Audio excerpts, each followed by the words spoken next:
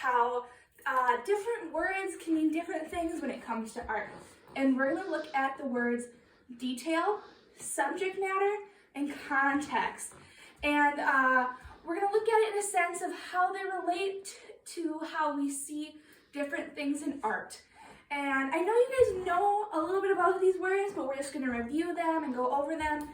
And yeah, so the first word we're going to take a look at is detail. Can anyone tell me what detail means?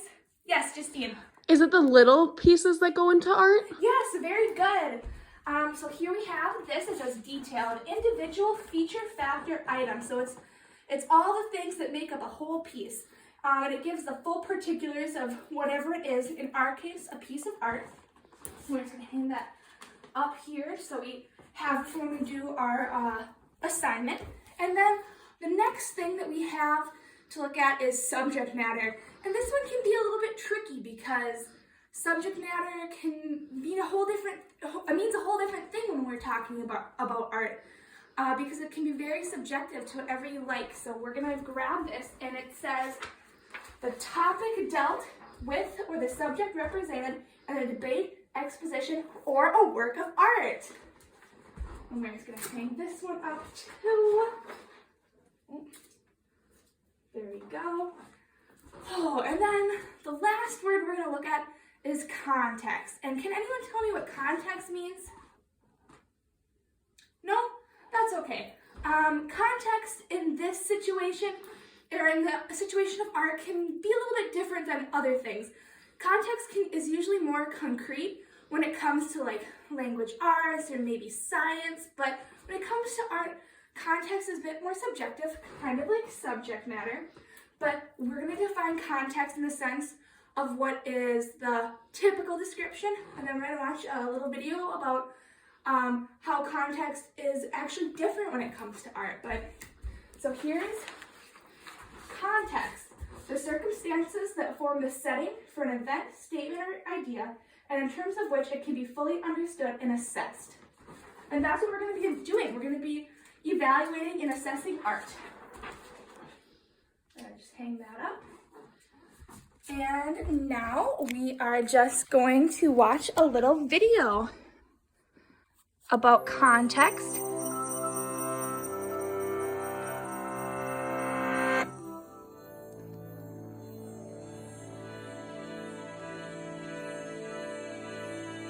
Imagine you and a friend are strolling through an art exhibit and a striking painting catches your eye. The vibrant red appears to you as a symbol of love, but your friend is convinced it's a symbol of war.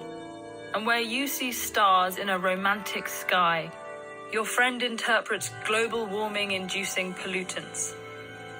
To settle the debate, you turn to the internet, where you read that the painting is a replica of the artist's first-grade art project. Red was her favorite color, and the silver dots are fairies. You now know the exact intentions that led to the creation of this work.